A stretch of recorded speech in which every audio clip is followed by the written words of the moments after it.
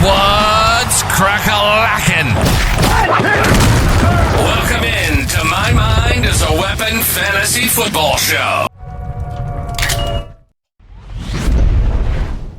Welcome into another episode of My Mind is a Weapon Fantasy Football Podcast. I am your host, Sleazebomb. Today's episode, we're going to be diving into my running back start sit-ems every single matchup. So I'm going to dive into the defensive statistics, rushing yards, receiving yards allowed, points per games allowed, defense matchups, and the way I look at the over-unders and the game scripts and how they're going to go. This is going to be the one you're going to want to be plugged into here. Before we dive into it, guys, make sure you tap that thumbs up, hit that subscription button, turn that bell on. I'll be live Thursday for the first start-sit show of the week 6.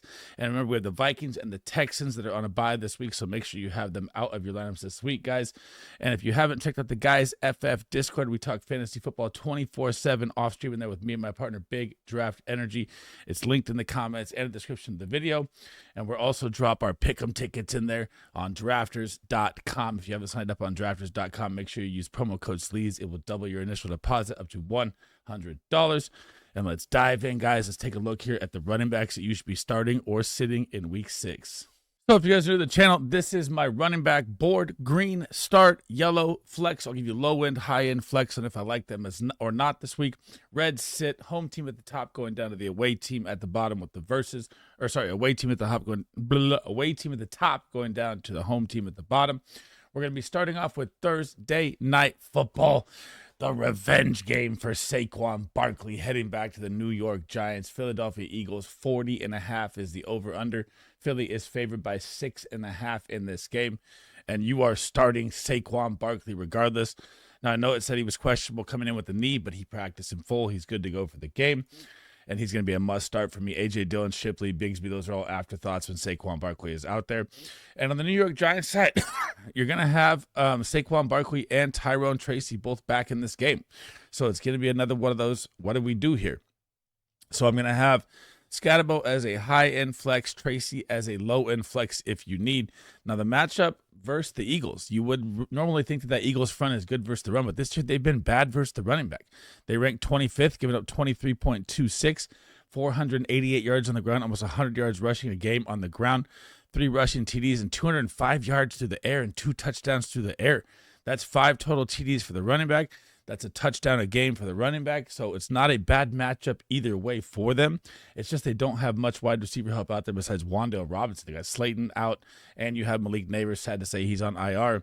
And on the Eagles side versus the Giants, it's the same thing. Their front, you'd think, is very good, but they've been very bad versus the run. They ranked 26th, right behind the Eagles at 25th. They give up 533. That's over 107 yards per game to the running back on the ground. 5 touchdowns. That's a touchdown a game on the ground and 154 yards through the air. I love Saquon Barkley to absolutely explode on Thursday Night Football on a short week versus Jackson Dart in New York.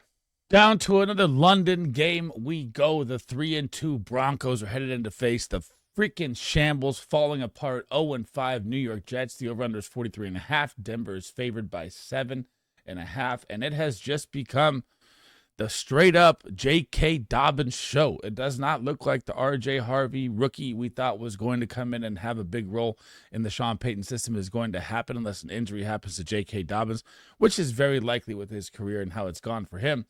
But when you're looking at the Jets versus the run, guys, they're very bad, ranking 21st, 22.5 points per game, giving up 545 yards, 115 yards, 107 yards a game there.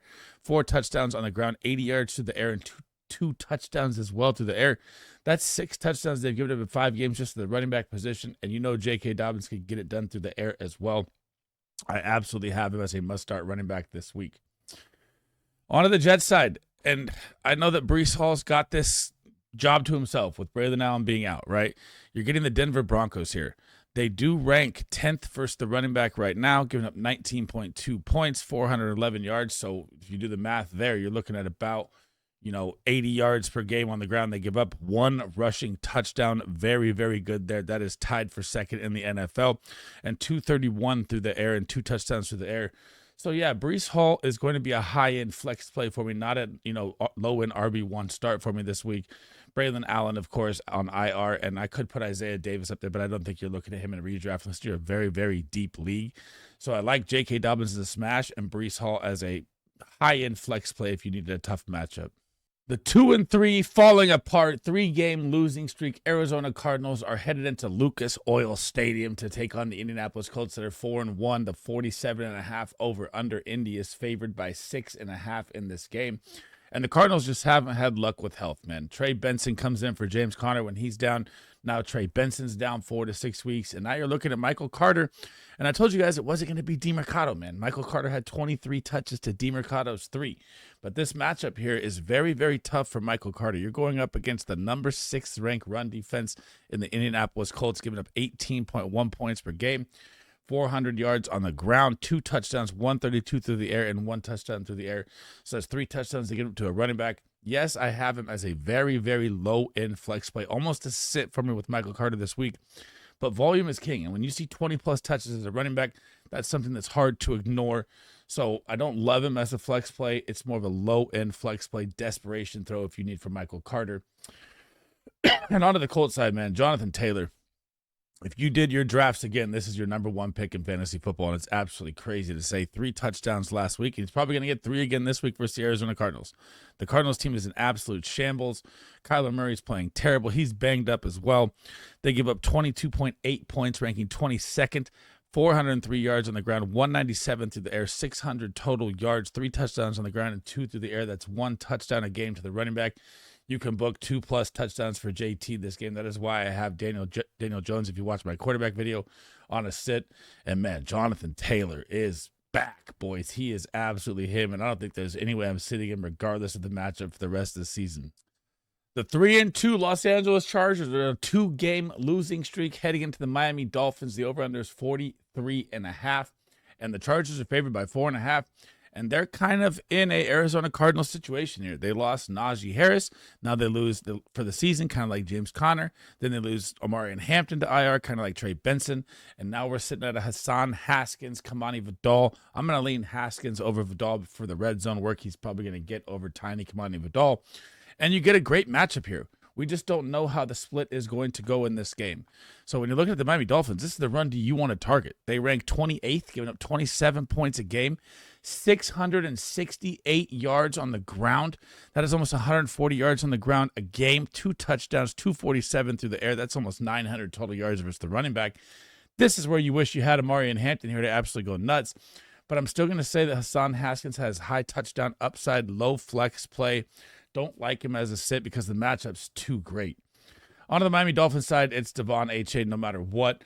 Not Ollie Gordon, not Jalen Wright. He's still out.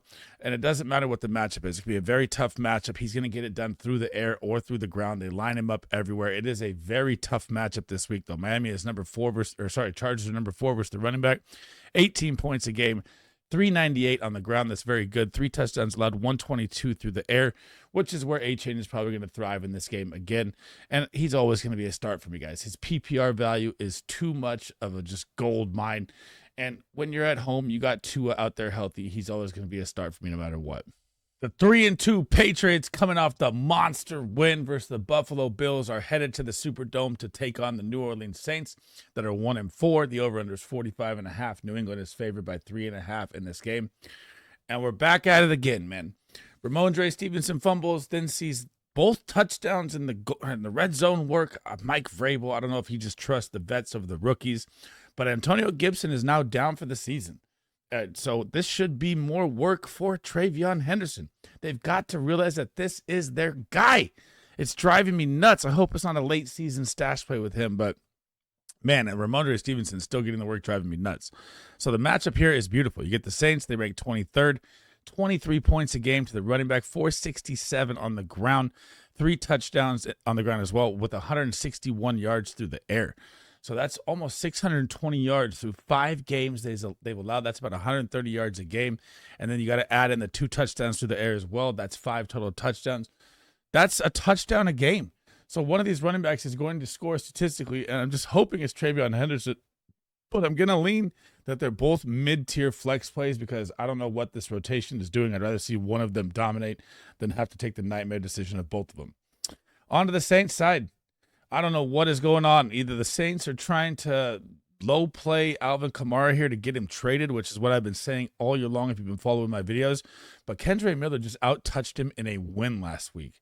So what is going on?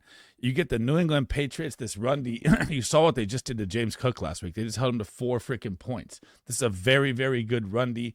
Alvin Kamara is a very low flex play for me in this game because I think you're going to see more pass work here for him because I don't think they're going to be ahead like they were last week. And Kendre Miller, guys, if you own Alvin Kamara, if he's on your waiver wire, go get this man now. It looks like he's going to end up with this job because the Saints aren't playing for much this year, and Alvin Kamara is 30 years old on a nice contract, and he can be moved. So they're going to we'll look at the Pats D here. They rank 5th, guys, giving up 18 points per game, 321 yards, 2 rushing touchdowns, 174 through the air, and 1 touchdown through the air. I don't like this matchup for Kamara. He's a very, very shaky flex play for me, and Kendre Miller, one of the massive stashes you could have right now in fantasy football. The 1-4 Cleveland Browns are headed in to face the 3-1 Pittsburgh Steelers coming off a bye. Low point total game of the week, 38.5 over under. Pittsburgh is favored by 5.5, but I do not care. Quinshon Judkins is absolutely him. Had a touchdown call back last week as well. The volume he's seeing, guys, is pure bell cow RB1 usage. And he looks 100% like the best rookie from this class. It is absolutely crazy. And there is no way I'm sitting him, period. You're going up against the Steelers run D. They rank 14th. But you also got to remember they had a bye. So they give up 21.1, 381 on the ground. So almost 100 yards a game there. 2 touchdowns on the ground, 166 through the air, and a touchdown there as well. So about 520 total yards through 4 games. That's about 130-yard average. Quinshon Judkins is the guy. There's no way I'm sitting him here. On the Steelers side, Jaylen Warren is going to be good to go, and there's no way I'm starting him or Kenneth Gainwell or Caleb Johnson against the Cleveland Browns run D that is ranked number 2, number 1 in yards per carry, number 1 in yards per game. They've only allowed 312 rushing yards through 5 games, 3 touchdowns on the ground, 86 yards through the air, and no touchdowns. Good night. I'm not starting anyone versus the Cleveland Browns run D anytime soon. All systems green game, the 2-2-1 Dallas Cowboys headed to the 2-3 Panthers on a little 2-game win streak at home here. And Javonte Williams, guys, has just been out of his mind this year. I cannot believe it myself. And I honestly don't even care what the matchup is right now with how good this guy is playing in this Cowboys offense. But the Carolina Panthers, they rank 15th versus the running back, giving up 21.3 points per game, 454 on the ground, 3 touchdowns, 151 through the air. That's 600 total yards and 4 touchdowns they've given up total to the running back position. You can book another one for Javonte Williams, and if CeeDee Lamb is back out there, you can even look for a bigger game for him because they're not going to be able to stack the box as much. And the Carolina defense has been more impressive than last year, so I got to give him a little uptick there. But, man, Javonte Williams looks like league-winning value as of now. On to the Panthers side, my smash start of the week last week was Rico Dowdle. Absolutely won fantasy football league. So I have them both in green this week because we don't have the ruling yet of how it's going to go. Chuba Hubbard is quote-unquote day-to-day. So if Chuba Hubbard is the guy, I'm starting him. If Chuba Hubbard is out, I'm starting Rico Dowdle 100% in the Dallas Cowboys matchup because we know, like everyone knows, that Micah Parsons being gone, the Dallas Cowboys defense is absolutely terrible. They rank 27th versus the running back, giving up 26.9 points per game, 457 on the ground, 4 touchdowns on the ground, 299 through the air, and a touchdown through the air. That's 700 total yards and 5 touchdowns versus the running back. You're starting either one of these guys if they're in there with ease this week. Woo, what a game this is going to be. The 3-2 Seahawks are headed into Duval to face the 4-1 Jacksonville Jaguars coming off that monster win versus the Kansas City Chiefs. 46.5 over under. Jacksonville is favored by 1.5 at home here. And when it comes to Seattle Seahawks running backs, I alluded to this all year long. I try to tell you guys this. It is going to be a timeshare no matter what. And you know what? Zach Charbonnet is the goal line back that is getting all the touchdowns. So, yes, Kenneth Walker is the explosion, receiving back, get him outside in space. He's amazing to watch. But if he doesn't pop a big one, he's going to take him down there, and Zach Charbonnet is going to run it in. So when you look at this yellow you're seeing here, they're both flex plays for me, probably for the rest of the season in the Clint Kubiak offense with how this goes. And that's just how it's going to be all year long. So that's going to be a nightmare decision if you own him, which is why I stayed away from Kenneth Walker in drafts this year. And he also has an injury history. He's never played a full season healthy. So if I have Kenneth Walker, I better make sure I have Charbonnet too. On to the Jaguars side, This is going to be a great matchup for Travis Etienne here. I know he had kind of a rough go against the Chiefs last, Monday Night Football there, but you got to look at what Seattle does. They stop the pass. Seattle is very bad versus the run, ranking 24th, giving up 23.2, 328 yards on the ground, 2 touchdowns, guys, 292 through the air. That is the worst in the NFL by 70 yards. That is how bad they are. Travis Etienne is going to feast through the air as well. And they've also given up 1 touchdown through the air as well. That's why I like Travis Etienne as a start. By Shell Tootin, I try to tell you guys he will always be the backup in this situation unless something happens or an injury or traded. Yes, he's sprinkled in a little bit, but that's not enough to think about with those 2 touchdowns that happened early in the season and people were trying to start him.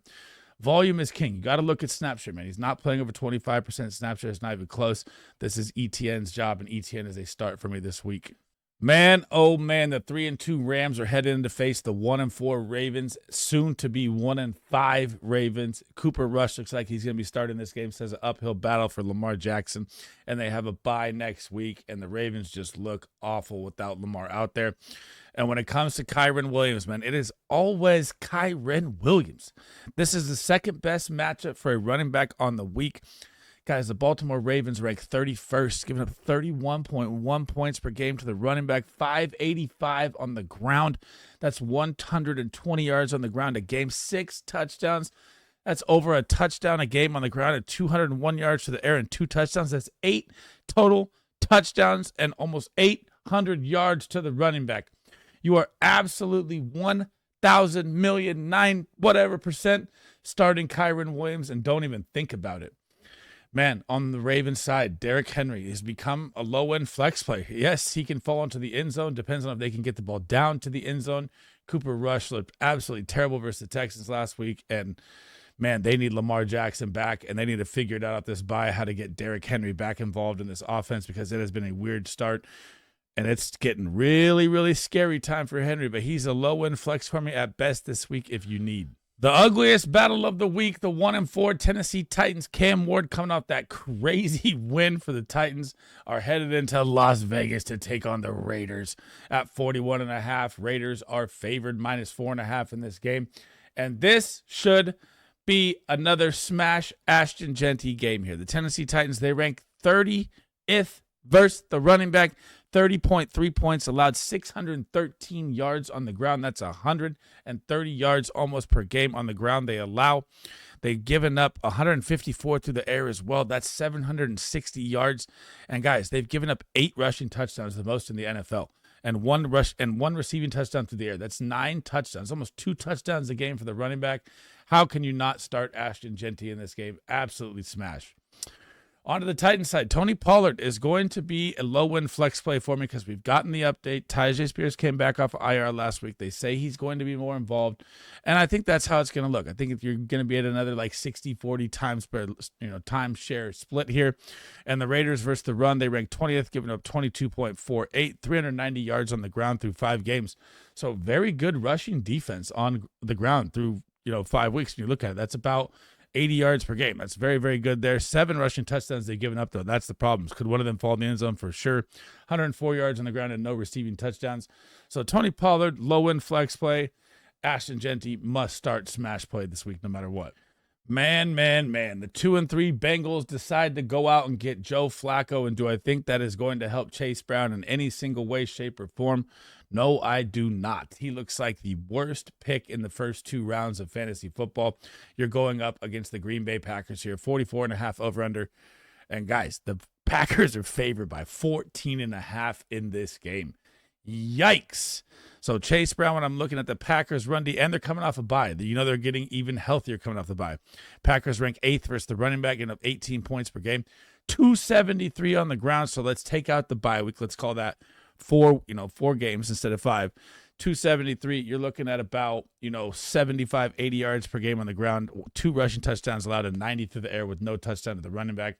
Very tough matchup for Chase Brown. There's no way I'm starting him versus Micah Parsons in this defense off a bye. On to the Packers side, Josh Jacobs is probably going to be ranked in my top 3 running backs this week. This is the best matchup on the week. The Cincinnati Bengals are the worst in the NFL versus the run. 32 points per game, ahead of the Baltimore Ravens by 1. 613 on the ground, tied with the Titans for second most yards behind the Miami Dolphins. And they get up 4 touchdowns on the ground, 225 through the air, and 4 touchdowns through the air. That's 8 total touchdowns to the running back position. Lock in Josh Jacobs and don't even think about it. My 4-1 San Francisco 49ers, led by Christian McCaffrey by himself with Mac Jones last week. And it looks like it's going to be Mac Jones again here. You're going up against the Tampa Bay Buccaneers. They're also 4-1 coming off a monster win last week, 47.5 over under. Tampa Bay is favored by 2.5 in this game. And whenever Christian McCaffrey is out, I don't even care what the matchup is because he gets it done in all facets of the game. But Tampa ranks 12th versus the running back, giving up 20.9, 338 on the ground. That is fourth best in the NFL rushing, so a very good run D. 257 through the air, though. That's where CMC is going to thrive. That's where he's been thriving all years, through the air and a touchdown through the air. You cannot sit CMC no matter what the matchup is. This guy is the ultimate fantasy football stud when he is healthy. Tampa Bay Buccaneers side. So we don't have the update yet. There was no update today that I've seen on Bucky Irving. So Rachaad White was the guy last week. And if Rachaad White is going to be the guy again this week with the volume he got last week, you can't sit the guy. Even if it's versus San Francisco 49er defense that ranks 13th, getting up 21.1, 454 on the ground, 2 rushing touchdowns there. They've given up 35 receptions to the air, or 27 receptions to the air, 133 yards, and 2 touchdowns through the air. But the volume you're getting in a high implied point total game with Baker Mayfield, who can spread the ball around, looks like the MVP of the league right now. Either one of these running backs that are out there, if they're healthy, I'm starting either one of them. But if Bucky's obviously out there, I'm sitting Rachaad White. And if flip verse, if Bucky's out there or Bucky's out, I'm starting Rachaad White. Headed down to Sunday Night Football, we go, and the 4-1 Detroit Lions are headed into the Kansas City Chiefs. And the Chiefs, I thought were going to struggle versus ETN more last week. They bumped their running back, defensive up a little bit. They do rank 16th, giving up 21.5 to 433 yards on the ground, 3 touchdowns, 163. So 600 yards in total they've given up to the running back through 5 weeks. That is not a Kansas City Chiefs premium, but they've given up 4 touchdowns as well. And the juggernaut Lions offense is back. I cannot believe it. They're absolutely thriving. And the over-under, guys, 51.5.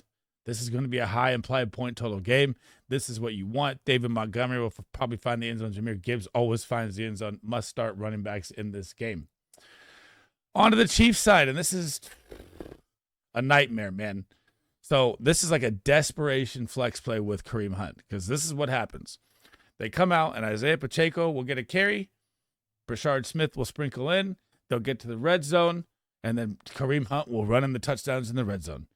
So if I'm going to look for any point total I'm going to take, I want the touchdown points. This running back room is terrible. They're playing the Detroit Lions. The Detroit Lions are very good versus the run. They're number 7, giving up 18.3, 4 touchdowns on the ground, 345 yards, and 132 yards through the air. I don't like really anything in this game, but if you need a desperation Chiefs running back play, it's going to be Kareem Hunt, because he's getting the goal line work, and that's where the fantasy points come from. And that is not a great situation to be in right here. It's more like a desperation dart throw. But I'm starting Jahmyr Gibbs and Montgomery, and I'm flexing, gasping for air for Kareem Hunt if I need a dart throw out there. Monday Night Football to kick off the doubleheader. It'll be Josh Allen and the Bills and James Cook heading into the Atlanta Falcons. The 4-1 Bills, 2-2 Falcons, 49.5 over under, -3.5 for the Bills. They must feel like the Bills are absolutely pissed off and going to go absolutely nuclear in this game. And I really don't think the Falcons are going to keep up. But we got to look at this. And the Falcons' run D, guys, has been very good. They're number 1 versus the run. Obviously, they're coming off a bye, so the numbers are a little lower. 318 yards on the ground through 4 games. That's about 80 yards a game. That's very good. 1 rushing touchdown only. 39 yards only through the air. That is 340 yards allowed total through 4 games. That is a very good run D. What they invested in the draft with the rookies in the upfront is making an impact big time. But there's no way I'm sitting James Cook, especially with the Bills coming off a loss. Falcons side, same thing. I'm not sitting Bijan Robinson ever. I don't care what the matchup is, but we got to look at the Buffalo Bills. They rank 19th versus the running back, 21.1, 500 yards on the ground and 6 touchdowns. This should be an absolute smash Bijan game here. That's over a touchdown a game. 83 yards through the air as well, so that's about 580 total yards through 5 games. That's over 120 yards a game to the running back. Falcons got to know it's time to let Bijan loose, and there's no way I'm sitting either one of these running backs. Second part of the doubleheader, my favorite game of the week, to be honest, is going to be the Chicago Bears and Caleb Williams heading into the Washington Commanders to face Jaden Daniels for the 2024 rookie quarterback battle. Now, the over-under in this game, guys, 50.5, the second highest implied point total game of the week. On the DeAndre Swift side, he's going to be a high-end flex 4, play me at best, maybe mid-tier flex play if you want. Commanders have been very good versus the run. They rank 11th, giving up 19.3 points, 399 yards on the ground, 3 touchdowns. They've given up 189 through the air as well, though that is where I think DeAndre Swift will do most of his damage in this game. So they've almost given up about 600 total yards, but they don't give up the red zone touchdowns, and that's where DeAndre Swift doesn't live, is in the red zone. So that's why I don't have him as a start in this game. I mean, the smash points are there for the running back and yardage-wise, but I don't like that he doesn't see a lot of the red zone work here, so he's a flex play at best for me this week. On to the Commander side, the season of Bill is here. I'm taking out McNichols. I'm taking out Chris Rodriguez.